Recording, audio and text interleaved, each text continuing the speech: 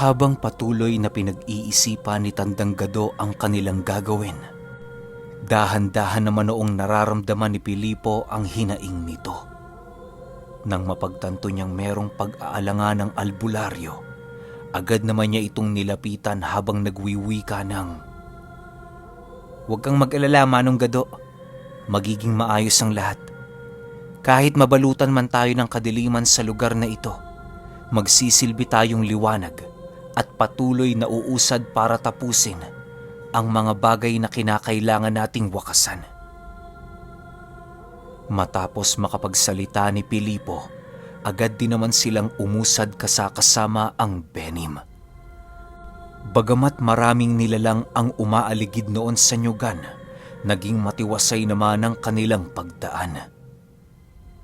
Gayunpaman, kahit alam nila Pilipong hindi sa kanila nakakalapit ang mga nilalang, nananatili pa rin silang alisto upang mapaghandaan ang mga susunod na kaganapan. Ilang oras pa ang lumipas, narating na nga nila ang gitnang parte ng nyugan. Hindi naging madali sa kanila ang makaalis sa lugar na yon sa kadahilan ng maraming nagkalat roon ng mga sabulag at bagat sa paligid. Kinakailangan pa nilang umikot sa nyugan para lamang maiwasan ang mga ito. Hindi din kasi maaaring sirain ni Pilipo ang mga bagat, gawa ng matutunugan yon ng mga demonyong gumawa sa bagay na yon. Sa pagpapatuloy ng kanilang paglalakad, napakarami na nilang nasisilayan sa buong paligid. Marami sila noong nakikitang mga kaluluwang nakasabit sa mga nyog na para bang ibinitay ang mga ito bago nawala ng buhay. Hindi naman ito gaanong pinansin ni Pilipo sa kadahilan ng para sa kanya, mga normal na kaluluwa lamang ang kanyang nakikita. Maya-maya pa, natigilan naman sila sa kanilang paglalakad nang makarinig sila ng mga mahihinang pag-aangil sa buong paligid. Kisap mata lamang noon ang naging pagitan nang biglang lumitaw sa kanilang harapan ang 5 lalaking nakasuot ng mga salakot. Hindi tumititig sa kanila ang mga ito, bagkus ay nakatingin lamang yon sa lupang kanilang kinatatayuan. Maya-maya pa, bigla namang napatitig si Pilipo sa kamay ng nilalang nang masipat niya ang dahan-dahang pagtulis ng mga kuko nito. Ilang minuto pa ang lumipas, bigla namang tumitig sa kanya ang isang lalaki habang nagwiwika ng, "Ikaw bang ang tingerong lumipol sa aming mga baryo?" "Oo, ako nga. Ano naman sa inyo? Bakit? Karapat-dapat pa ba kayong buhayin sa mundo?" Sagot naman dito ni Pilipo. Kasabay ng kanyang pagsagot ay siya namang pagtawag niya ng karit ng sinukuan para sindakin ng nilalang. Matapos itong masipat ng demonyo, tumawa lang naman ito habang dahan-dahang nagbabago ang kanilang mga anyo. Pag-usli ng malasaasong bunganga ng mga ito, agad namang napagtanto ni Pilipo na lahi yon ng mga kurkur. Dahil sa kanyang mga nakita, panay naman ang pagmasid-masid niya sa buong paligid upang makita ang mga kasama nitong unlaon na nagmamasid. "Huwag kang mag-alala, antingero. Wala kaming ibang kasama. Mukhang mas nababahala ka pa sa kayang gawin ng aming mga alaga." Wika ng kurkur. Kasabay ng pagwika nito ay siya namang dahan-dahan itong pagbabago ng anyo na halos kahawig na ng isang lobo. Kahit gano'n na ang nakikita noon ni Pilipo, nananatili pa rin siyang matatag at hindi nagpapasindak. Si Tandang Gado naman noon, buong tapang na kinaharap ang mga ito nang walang kahit na anong pag-aalangan sa kanyang sarili. Ilang minuto pa ang lumipas, agad namang nagsiungawan ang 5 kurkur at kasabay nito ang mabilisan nilang pagsugod sa kinatatayuan ni Pilipo.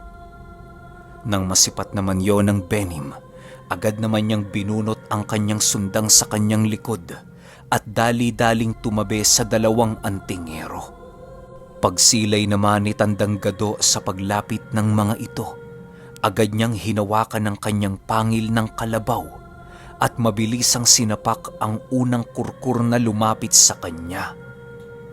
Si Pilipo naman noon, mabilisang sinugod ang tatlo sa kanilang mga kalaban at walang habas itong hinataw ng karit ng sinukuan.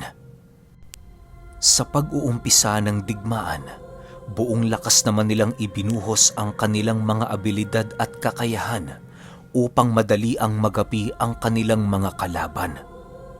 Subalit sa taglay ding lakas ng mga kurkur, kung kaya't aminado sila Pilipo na hindi madali ang mga demonyong kanilang kinakaharap. Maya-maya pa, bigla naman niyang nakitang napaatras si Tandang Gado nang lumitaw sa harapan nito ang isang unlaun. Pagsilay doon ni Pilipo, agad naman siyang napaatras gawa ng doon niya na pagtanto na nililinlang lang pala sila ng mga demonyo. Kisap mata lamang noon ang naging pagitan ng pag-atras niya. Bigla namang lumitaw ang isang unlaun sa kanyang harapan at walang pagdadalawang isip siya nitong sinunggaban. Hindi naman hinayaan ni Pilipo na masugatan siya ng nilalang, kung kaya't agad niyang isinalag ang karit ng sinukuan upang masalag ang pag-atake nito. Pagbagsak nilang dalawa sa lupa, mabilis na namang sinunggaban siya ng 3 kurkur para mapagtulungan. Dahil sa mga matatalas na tadyang noo ng unlaun, kung kaya't naging pahirapan para sa kanya na maialis ang kanyang sarili sa ganong sitwasyon. Hindi naman siya makakahingi ng tulong noon sa Benim sa kadahilan ng punong-puno na din ang kamay nito sa demonyong kanyang kalaban. Nang masipat naman ni Tandang Gado ang sitwasyong kinakaharap ni Pilipo, agad naman niyang sinunggaban ng mga demonyo upang mapakawalan ito. Ginamit niya noon ang buong lakas ng kanyang mutya ng kalabaw para lamang maialis kay Pilipo ang katawan ng 3 demonyo. Bagaman nagtamo ng mangilan-ngilang sugat noon ang albularyo, hindi pa rin ito tumigil para mapakawala ng kanyang kaibigan. Iho, tumayo ka! Tulungan mo ako! Wika ni Tandang Gado habang patuloy na pinipigilan ang pagpupumiglas ng mga kurkur. Sa pagtayo noon ni Pilipo ay siya namang pagsugod ng isa pang kurkur na iniwan ni Tandang Gado. Dahil sa ganoong sitwasyon, wala nang nagawa noon si Pilipo kundi sugurin ang demonyong papalapit sa kanilang kinaroroonan. Hinayaan na muna niya noon si Tandang Gado sa kadahilan ng alam niyang kaya nitong pigilan ang mga kurkur kahit sandali lang. Pagsugod ni Pilipo sa mga demonyong papalapit sa kanila, agad naman niya itong sinalubong ng buong puwersa. Halos magningas na noon ang kuko ng kurkur sa kadahilan ng buong lakas nitong sinalag ang napakatalim na sandata ni Pilipo. Habang patuloy sila noong nakikipagbuno sa bawat isa, panay naman ang pag-usal niya ng mga sabulag sa buong paligid. Paulit-ulit niya ding iniihipa ng kurkur ng kanyang mga pantigalpo, subalit hindi nito nagagawang maapektuhan ng nilalang. Ilang minuto pa ang lumipas, laking gulat na lamang niya noon nang masipat niya ang kanyang katunggali na biglang lumiyad ng sa hindi malamang dahilan. Mabilisan din yung nanghina at napaluhod sa lupa. Pagsilay ni Pilipo sa likurang bahagi nito, doon niya nasilayan ang kurkur na minsan niyang tinulungan. Pasensya na at nahuli ako ng dating antingero. Malayo-layo pa kasi ang nilakbay ko para lamang mapuntahan kayo. Wika ng kurkur. Matapos nitong makapagsalita, agad din namang nagsiatrasan ang mga demonyo na kasalukuyang nagpupumilit na makatagos sa harang na ginawa ng albularyo. Sa pagkakataong yon, bigla namang naantala ang kanilang pakikipaglaban dahil sa mga pangyayaring hindi inaasahan. Agor! Ba't ka bumalik? Tanong ng isang kurkur habang patuloy sila nitong pinagmamasdan. Nang marinig naman ito ng kasama ni Pilipo, dahan-dahan din naman itong tumingin sa mga demonyo habang nagsasabi ng, Hindi ako bumalik sa lugar na ito para sa inyo. Naparito ako dahil alam kong kinakailangan ng aking mga bagong kaibigan ang aking tulong. Siya nagbigay sa akin ng pangalawang buhay kung kaya't hindi ko siya maaaring talikuran. Kasabay ng pagwika nito ay siya namang pag-atungal niya ng napakalakas upang maipakita sa mga kurkur na kanyang kaharap na kailan may hindi na magkakalapit ang kanilang mga dugo. Habang pinagmamasdan ni Pilipo ang mga kaganapang yon, doon niya napagtanto na maaaring meron palang malalim na dahilan ang bago nilang kasama sa pagtulong nito. Ilang minuto pa ang lumipas, tuluyan na ngang nagpatuloy ang digmaan dahil sa pagsugod na ginawa ng Benim. Nang masipat naman ng mga kurkur ang ginawa ng kasangga ni Pilipo, agad din namang nagsitakbuhan ang mga ito patungo sa kurkur na nakisali sa kanilang digmaan. Kahit ang Benim noon ay pinapatay na ang isa sa kanilang kasama, na parabang mas importante pa sa mga kurkur noon na patayin ang tumiwalag sa kanilang kauri.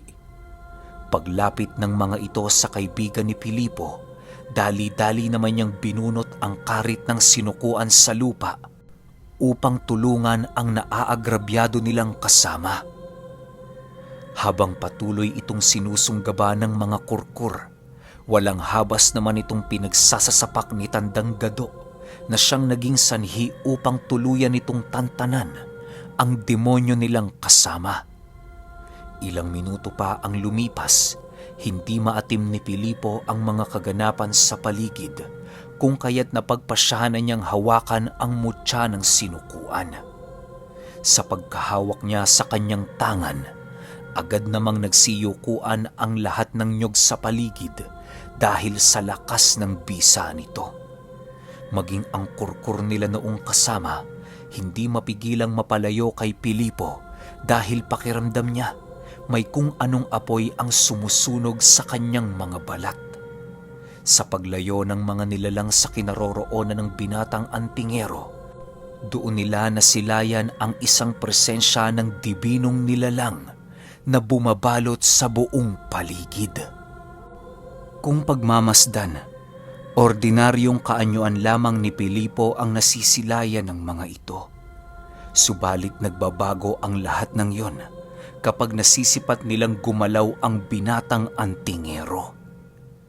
Pagkuha ni Pilipo ng karit ng sinukuan, mabilisan naman siyang naglaho sa paningin ng mga nilalang at kasabay nito ang pagsibagsakan ng mga kurkur sa kanilang kinaroroonan. Huli na nang mapagtanto ng mga demonyo na tumarak na pala sa kanilang mga katawan ng karit na hawak-hawak ni Pilipo. Dahil sa mga pangyayaring yon, mas lalo pang tumaas ang tensyon sa paligid nang marinig nila ang napakalakas na pag-atungal ng mga demonyo. Animoy ibinuhos ng mga ito ang kanilang kahuli-hulihang mga lakas para lamang makahingi ng tulong sa salamangkero. Ilang minuto pa ang lumipas, tuluyan namang nawala ng buhay ang mga nilalang at kasabay nito ang pagrinig nila ng isang dagungdong sa ilalim ng lupa. Alam nilang nanggagaling yon sa tuktok ng bagtingan kung kaya't napagpasyahan nilang ipagpatuloy ang kanilang pag-usad. Hindi naman noon kumikibo si Tandang Gado sa mga nangyayari dahil alam niya sa kanyang sarili, huli na para umatras sa digmaang kanyang kinasangkutan. Habang binabagtas nila ang daan patungo sa tuktok ng bundok, panay naman ang pagmamasid nila sa buong paligid. May mga nararamdamang kakaiba noon si Pilipo, ngunit hindi ito sapat para mapigilan ang kanilang pag-usad. Ilang minuto pa ang lumipas, narating na nga nila ang tuktok ng bagtingan na kung saan nila nasilayan ang hukbo ng salamangkero na matyagang naghihintay sa kanilang pagdating. Nasa malayo pa lamang na lugar noon si Pilipo, agad naman siyang sinalubong ng malalakas na pag-atungal na nanggagaling sa hukbo ng demonyo. Hindi naman nila ito gaanong pinansin sa kadahilanang masyado na silang maraming pinagdaanan para lamang masindak sa ganoong bagay. Sa pagpapatuloy ng kanyang pagmamasid sa paligid, doon niya nasipat ang iilang mga matataas na uri ng gabunan na maaaring iilan sa pinagkakatiwalaan ng salamangkero. Sa kasamaang palad, hindi niya nagawang masilayan ang pinuno ng mga ito sa lugar na siyang naging palaisipan para sa kanya. Inaasahan na kasi noon ni Pilipong pinaghahandaan na siya ng salamangkero, gawa ng marami na siyang pinataob na mga alipores nito. Habang naglalakad sila noon papalapit sa lihiyo ng mga demonyo, panay naman ang pag-ikot ng kanilang mga paningin sa buong paligid. Pagsilay nila sa mga patay na kabayong naglalakad papalapit sa kanilang kinaroroonan, agad naman nilang itinigil ang kanilang pag-uusad papalapit sa mga nilalang. Maligayang pagdating tanyag na antingero ng tinapian. Buong kagalakan kang sinasalubong ng aming hukbo na mayroong galit sa kanilang mga katawan. Wika ng isang demonyo na nakasakay sa kabayo. Paglalarawan ni Pilipo sa nilalang na yon, halos hindi mo na magawang masipat ang kabuuan ng pagmumukha nito dahil sa tapyas nitong ulo. Wala ding laman na kahit na ano ang bungo ng demonyo maliban sa mga likidong patuloy na umaagos doon. Kulay itim na din ang mata ng nilalang at halos ramdam mo sa presensya nito ang pagiging halang ng kanyang bituka. Matapos itong masipat ni Pilipo, buong tapang naman niyang hinarap ang demonyo habang nagwiwika ng, "Hindi pa oras ng pagbubunyi, demonyo. Maya-maya sinisiguro ko, sasapitin niyo rin ang mga mapapait na karanasan ng inyong mga kauri. Kung nais niyang mailigtas ang inyong mga buhay, iharap niyo sa akin ang Panginoon ninyong tinitingala." Kasabay ng pagsigaw ni Pilipo ay siya namang pagtawag niya sa kapangyarihan ng kanyang mutya upang sindakin ng demonyo. Nang masipat niyang papaatras na ito sa kanyang kinaroroonan, mabilisan naman niyang hinataw ito ng kanyang karit ng sinukuan na siyang naging sanhi ng mabilisan nitong kamatayan. Sa puntong yon, rinig na rinig nila Tandang Gado ang pag-aangil ng lihiyong naroon sa kanilang harapan dahil sa ginawang pagpatay ni Pilipo sa isa nitong kasamahan. Matapos niyang gawin ang karumal-dumal na bagay na yon, agad naman niyang inapakan ng kanyang kaliwang paa ang bangkay nitong bumagsak sa lupa.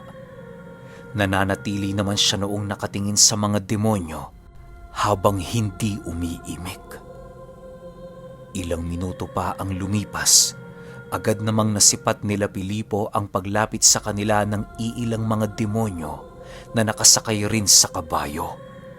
Tila ba hindi nito nagustuhan ang kanyang ginawa dahil bakas na bakas sa pagmumukha nito ang labis na galit at puot.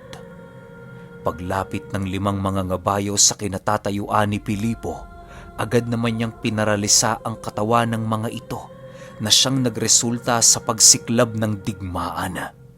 Nang maramdaman ni Pilipo ang panunuot ng mga anino ng puno sa katawan ng mga demonyo, agad naman niyang inutusan ng mga ito na bumaba sa kanilang mga sinakyang kabayo. Paglapit ng mga nilalang sa kanyang kinatatayuan, inutusan naman niya ito ng dahan-dahang magsiluhod upang maipakita sa mga kasama nito na hindi sila ang pangkat na basta-basta nilang magagapi. Matapos ang mga pangyayaring yon, doon na inutusan ni Pilipo ang Benim na tapyasin na ang ulo ng mga demonyo. Kasabay ng pagtapyas nito sa ulo ng mga demonyo ay siya namang mabilis ang pagsugod ng mga aswang na nasa paligid.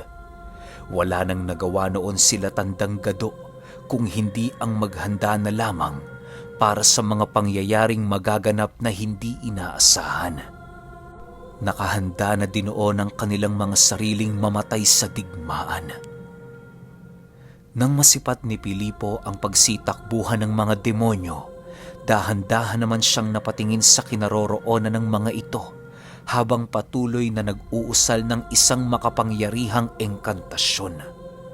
Ang bertudes na napapaloob sa kanyang katawan noon ay pinangahasan na niyang gamitin para lamang mailigtas ang kanilang mga buhay sa digmaan. Bagaman binalaan na siya ng kanyang Lola Maria ukol sa maaaring kahantungan ng kanyang buhay kung sakaling gamitin niya ang kakayahang yon, alam niya sa kanyang sarili na wala na siyang pagpipilian.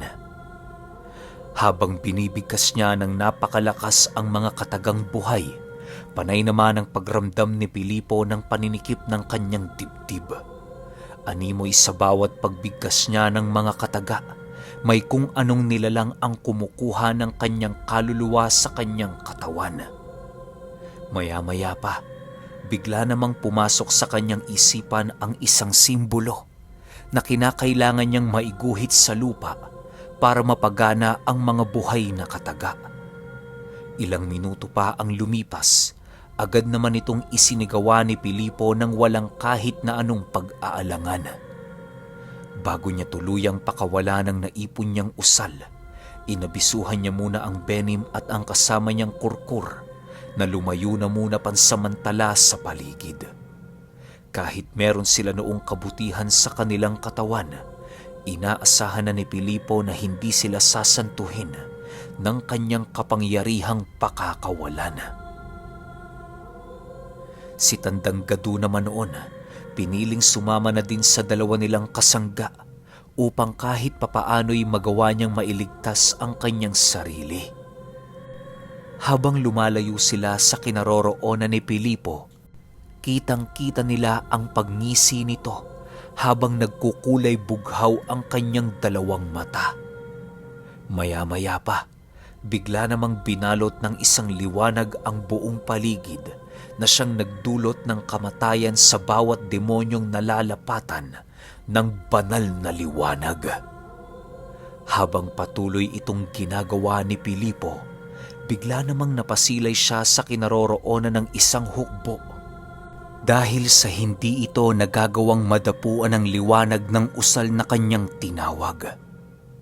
Maya-maya pa, laking gulat na lamang niya nang masipat niya ang isang matanda na nababalot ng kadiliman.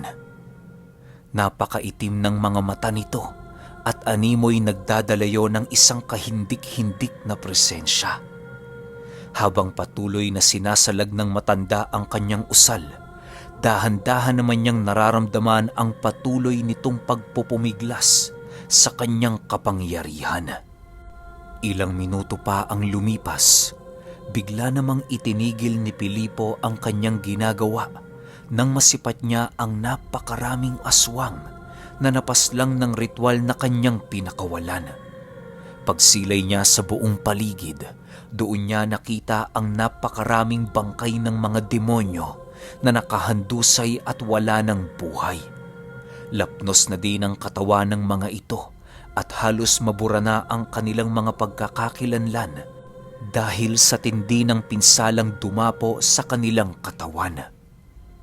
Pagsilay ni Pilipo sa kinaroroonan ng matanda, doon niya nakitang nakatayo lamang ito at animoy hindi ito nagalusan sa kanyang ginawa. Ikaw pala ang anak ni Ambo. Matagal-tagal na rin ang panahon magmula nang kami ay magkasama. Wika ng matanda habang dahan-dahan itong lumalayo sa hukbong kanyang prinotektahan. Nang marinig naman ni Pilipo ang sinabi nito, agad naman siyang nag-umpisang maglakad papalapit sa matanda habang sumasagot ng, "Kung ganon ikaw pala ang pumatay sa lolo ko." Tunay nga ang sinabi ng lola ko. Sa pagmumukha mo pa lang, dapat ka na talagang kagalitan. Matapos makapagsalita ni Pilipo, agad naman niyang sinugod ang matanda at kasabay nito ang buong lakas niyang paghataw ng kanyang karit ng sinukuan. Halos hindi na niya ito binigyan ng pagkakataon para makalaban dahil sa galit na kumakawala sa kanyang katawan. Lahat ng karunungang tinataglay noon ni Pilipo ay ginamit na niya para lamang mapasuko ang demonyo.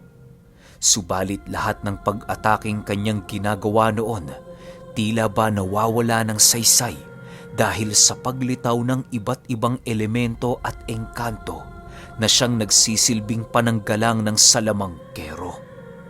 Pagsilay naman ng Benim at ng Kurkur sa hukbong papasugod sa kanila, agad din naman nila itong sinalubong ng walang pag-aalinlangan. Sa puntong yon, nakahanda na silang ialay ang kanilang buhay kay Pilipo para lamang magawa nitong magwagi sa digmaang kanilang kinakaharap. Si Tandang Gadu naman noon, walang pagdadalawang isip na sumama na rin sa dalawa para naman kahit papaano magawa niyang makatulong. Sa pagsiklab ng digmaan sa magkabilang pangkat, segundo lang naman noon ang pagitan ng tuluyan ng mapalibutan ng mga aswang ang kinaroroonan nila Tandang Gadu. Bagaman lamang sa bilang ang mga demonyo, nananatili pa rin silang matatag at patuloy na nagbabakasakaling magagawa nilang malipol ang mga ito. Kahit papaano, hindi pa rin sila noon pinanghinaan ng kanilang loob dahil kitang-kita nila ang dedikasyon ni Pilipo sa digmaang kanilang kinakaharap. Ilang minuto pa ang lumipas, bigla namang ikinubli ng Benim at ng Kurkur si Tandang Gadu sa kanilang likuran nang naramdaman nila ang mabilisang paglapit sa kanila ng mga nilalang. Magdasal na kayo sa Panginoon ninyo. Wala na kayong lupang maaaring takasan. Wika ng isang aswang sa pangkat ni Tandang Gadu. Nang marinig naman nila ang sinabi nito, pilit naman nila yung ipinagsawalang bahala dahil kahit papaano, alam nila ang sukdulan ng kanilang kakayahan. Tiwala naman noon si Tandang Gadu sa Kurkur at Benim dahil marami na itong napatunayan at napagtagumpayan na laban. Okay, grabe. Kinilabutan ako dun sa part na paglabas ng Kurkur. Di ko inaasahan yun. Tas bumalik siya, lumabas siya para tulungan si Pilipo. Kasi nga, di ba, hinayaan ni Pilipo na mabuhay itong Kurkur na to. Hinayaan niya na magbagong buhay. Kaya ngayon yung Kurkur parang tumatanaw ng utang na loob. Parang, ayaw ko lang, lupit lang talagang kinilabutan lang ako. Nga pala, sad news kasi last 2 episodes tayo nito. Tapos nun, manong buti na tayo. Yun lang, pahintay na lang ako sa last 2 episodes. Isusunod na kagad natin yun. Salamat.